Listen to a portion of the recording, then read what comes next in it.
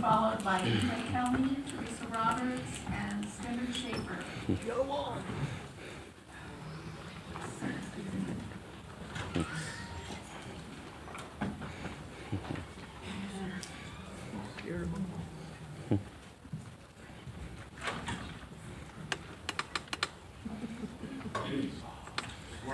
morning, my name is Joe Bell, and I represent Individuals for Justice. We are not very naive. We don't care about your vote. We really don't. We know you're going to vote this thing. You're going to give more money for police officers to shoot live animals and get better at killing people, and there's nothing we can do to stop you. Because you're going to give the police department any damn thing they want.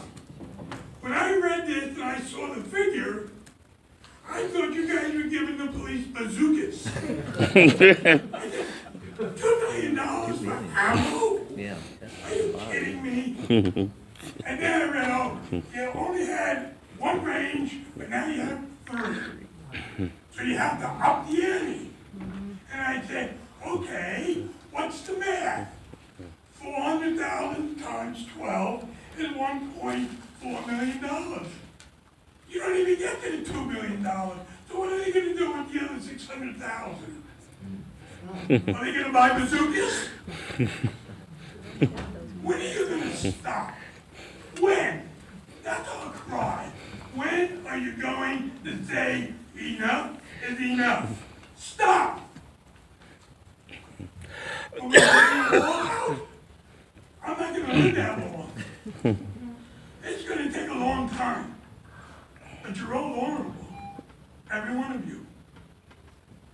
It has to stop. You have to get control of your police force. What happened in the last month is outrageous, and you sit there like it's nothing. A 17-year-old boy was blown away, and you sit there like it's nothing. What is the matter with you? Where is your soul? What happened to you, you arrogant son of a bitches? Stop killing us!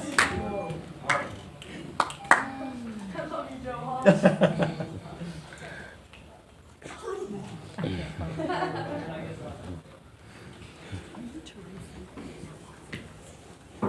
Morning. Morning. Yeah, it's on. Is the light on? Yeah, Okay, good. my name is Red Hamilton. I am here to oppose the city giving the Portland Police $2 million on ammunition for target practice. There's something inherently wrong with this. The Portland Police doesn't have a good track record with de-escalation tactics, as there are a record number of officer-involved killings, most of which with the victim being black. The most recent officer killing was a black boy named Juanice Hayes. He was 17 years old. He was killed because he fit the description. The Portland Police doesn't need more ammunition for target practice. The Portland Police needs to militarize police. We know that more guns begets more violence. In the current political and social climate, we have seen an escalation of violence towards protesters and a shoot-to-kill attitude from police. Police should not be able to kill people without impunity.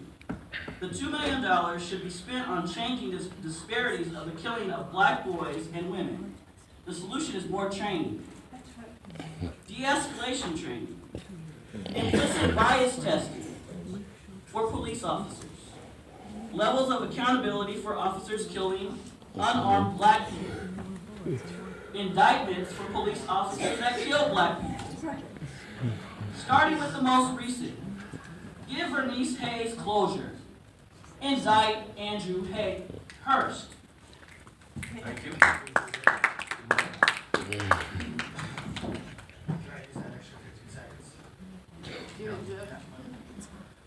Hello, Mayor Windler. My name is Jeff Singer with Film Police Portland. Somewhat of a self-taught expert on the militarization of America's police. And I like to bring up, before I talk about anything else, the 1033 program and other Department of Homeland Security programs that donate nationally to local agencies all kinds of military equipment. gas masks, assault rifles, body armor, and even 12,000 bayonets. Bayonets, you know, like you stick one in the rifle, the Germans with them, yeah. 12,000 to police departments around the country. Primarily for use in the drug war, racist and tyrannical in itself. The Marshall Project is something that allows you to track where these donations are going. And just locally, Multnomah County, 88 assault rifles. Washington County, 35 assault rifles. Marion County, 147 assault rifles and 5 pieces of body armor. Clatsop County, 20 assault rifles. Clackamas County, 45 assault rifles, 10 pistols, 6 night vision goggles, 6 pairs, and 1 mine-resistant anti-personnel vehicle like you'd see on the streets of Baghdad. Now it gets interesting. Lane County, 245 night vision goggles, 38 ARs, 18 pieces of body armor, and an MRAP. What the hell is going on in Lane County? Has ISIS finally come, or is the demographic shifting rapidly away from white, and they're getting a little scared? Now, why do they need all this equipment? Who are they fighting? What are they scared of? Is it that the public is slowly waking up to the fact that the shepherd, the sheepdog, might be just as bad as the wolf? The culture of police professionalism that's been developing in this country since the late 1970s has left a real deep divide between law enforcement and the communities they're there to protect. When you couple that mentality with the idea that they're fighting a war on drugs, a war on terror, a war on crime, a war on poverty and homelessness, you're going to stop seeing police officers who are interested in community safety and soldiers who are interested in maintaining order. Now you're being petitioned to spend $2 million on teaching people who are already professional killers on how to kill better. Why not homeless shelters? There's a girl in here today who brought her sleeping bag with her because she has nowhere to go. And you want to spend $2 million on teaching cops how to kill people just a little bit better. Isn't this already why? I mean, you know, I don't know what else to say now because my time's up and the red light's freaking me out. But, you know, do you see where I'm getting at this? $2 million more on death. When there are people in the street freezing, people starving. I mean, what's going on here? Thanks. Thank you. Next, three, Lisa Kelly, Teresa Roberts, Dennis Schaefer. They'll be followed by Alex DeBlassi, Robert West, and Tara Parrish. Good morning. Good morning. I'm the first to sit down, so if the others don't mind, I'll be the first to testify. My name is Teresa Roberts. I'm with Empower Portland. Can I take it as a good sign that Chief O'Day fears a bullet shortage? Do we think that gun culture is going to diminish, or do we think that we have to get there first to oppress our community members? I would like everyone to stop saying citizens. It disenfranchises our immigrant friends. Or is this just another scare tactic to drive the market value of bullets up so that retired cops who run stores that sell guns and ammo can make more money in their retirement? I mean, police have a conflict of interest in that they have a vested interest in people being afraid. They have a vested interest in the sale of weapons going up. And I do not understand why we are reinforcing this paradigm. I cannot help but notice that we have skipped over a bunch of agenda items. What happened to the state fire marshal? What happened to the city auditor? What happened to the tree regulations? Are they still on the agenda today? The first ones you mentioned were on the consent agenda. The tree regulations, we had a discussion and vote. It was a second reading. And we had public testimony last week in the recommendation for amendment, which we adopted. Did I not just hear a lengthy discussion of an island? Yeah, that's And we did all time these certain. other agenda items? That's I correct. understand. I apologize, I was using the stand-up, sit-down bathroom that everyone can use, and thank you for putting a baby changing table in there. All right, then I withdraw that. I apologize for being elderly and making a mistake, not to be an ageist, but I see it happening. You know, these ammo prices, $35 for a tear gas canister too. Let's look at what we're spending while these other departments languish. Thank you. Hi, my name is Stan Schaefer, I'm from Palo, Portland. I guess my first concern here is that I've been going to the Training Advisory Council meetings that PB hosts, and I was just learning about tasers there, where I learned that they train all the time with tasers, and they don't use live rounds. My preliminary investigation seems to show that rubber bullets are actually cheaper than live rounds. And I'm concerned about why we're talking about live rounds when we just have video from the other day of officers who are trained under Captain Day shooting people pretty much at point blank range with pepper balls for no apparent reason. So I'm concerned, at least once, I won't mention his name, but someone has caught Captain Day recently kind of being dishonest. I mean, I'm concerned why this man has a job, because after all the training that we were just told December and January that the police got in terms of crowd control, 4 extra hours, we find out mistakes were made. They can't seem to figure out that they shouldn't be attacking people on the sidewalk. So I think Captain Day needs to be trained at first. I'd rather see this money put towards de-escalation. Right. Thank you. Okay, Is the light on? yeah, the light's on. All right, good to go.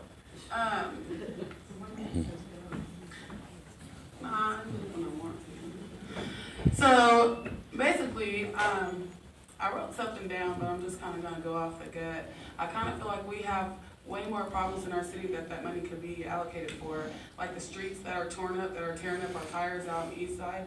You guys wanna, hook up Nato Parkway, but I don't know about you, but by my house, I'm like needing the tires every couple of weeks, so that could be one. Our schools are full of lead in the water. Y'all can allocate some money for that. Also, our houseless neighbors are dying in the streets. They're asking for garbage bags to keep them dry during all this rain. We could really use $2 million, I don't know, put a damn shelter or something up for them, because there's like an outbreak of some kind of random illness that everybody keeps catching and passing around because it's cold outside and they don't really have the resources. And unfortunately, on Not My President's Day, guys kind of sent the squad out to beat everybody up while we were trying to collect those for the houseless community, they had to shut us down. So maybe that $2 million you guys could use to get those resources back. I know you and I met on the street, a coffee shop, and I asked you, how are you going to repay those, or help us out? Because we were there to collect clothing, warm sleeping bags, food for the houseless. And you guys kind of shut us down before we even got started, so I asked you, how are you guys gonna help us back? And you guys gonna get new ammunition for the cops, right? But, I think Quinice's mom's probably like tired of your ammunition. Also, my friend, Keith Notice, he had 23 bullet holes in him. And there was bullet holes falling out of his drawers at the autopsy. I think that they had enough ammunition. I think they had enough target practice. I think, Kendra James, Aaron Campbell's family, I think they had enough. Alvin Gresham, Sergeant McDowell, he was suicidal. He didn't want to kill anybody. Y'all shot him dead, not you guys, but the police, so y'all all together, me. Y'all shot him dead in his doorstep with his weapon hanging down. He was actually a sniper in the military, so on a dead-end street in the cul-de-sac, any of those officers would have made it if he was ready to kill someone. There's a mental health crisis that we could put that money towards. A lot of people are dying because they're depressed. I'm not gonna lie about it. It's a serious situation, especially amongst the black people that y'all keep shooting down with these live ammunition. I'm gonna need y'all to go ahead and shut that down. We don't need that. We need more help. Who do you protect? Who do you serve? Who do you serve? Who do you protect? Who do you serve? And the last three, Alex DeBlassi, Robert West, Tara Parrish. Excuse me. And West. You try living without your toes.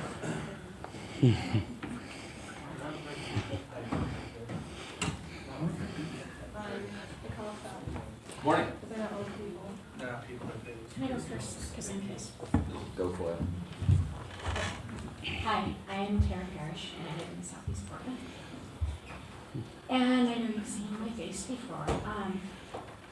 Okay, well, I wasn't planning on testifying, but when this came up, I'm trembling. I have been brutalized by the Portland Police under 3 consecutive administrations. Sam Adams was the first one. I received a concussion. Charlie Hales was the second. And I'm one of the people who got hurt on October 12th at City Hall, trying to fight for transparency with that police contract, which didn't happen. Let's see, I've got a couple minutes, hold on, because I didn't plan. Since October 12th, when that passed, I've been brutalized more than I have in my whole career as an activist. I got tear gassed on January 20th, and Peggy back there, who got seen in all the papers with blood on her nose, was on my arm, and we got ground zero tear gas. I've never been tear gassed as an activist. I mean, pepper spray everywhere. I mean, that's not even allowed by the Geneva Convention. You're the police commissioner. I have PTSD so bad as a side effect of what I do. I mean, all of us do. We have nightmares. We don't sleep at night. We suffer from severe depression at times. You know, we have anxiety. And now on January 20th, that young couple that were on their honeymoon, they got shot with all the rubber bullets. I witnessed that. And I'm in contact with them. And they're outraged. They've seen all the police violence that has happened with these non-lethal weapons that suck. They're pissed. And these are just 2 kids. And you did this to them. You know, they've never encountered that kind of a situation before, and they had bruises all over their bodies from the rubber bullets. I have pictures. Sorry, I'm just kind of emotional. I've submitted so many independent police review board complaints. Nobody cares. I never hear back. Oh, I do hear back to tell me that I do not have enough evidence to deal with my claim. That's always, and that's even when I had ER records that said I had a concussion. That police gave me. So, you know, my goal is to live as long as Joe Walsh, and I'm not going away.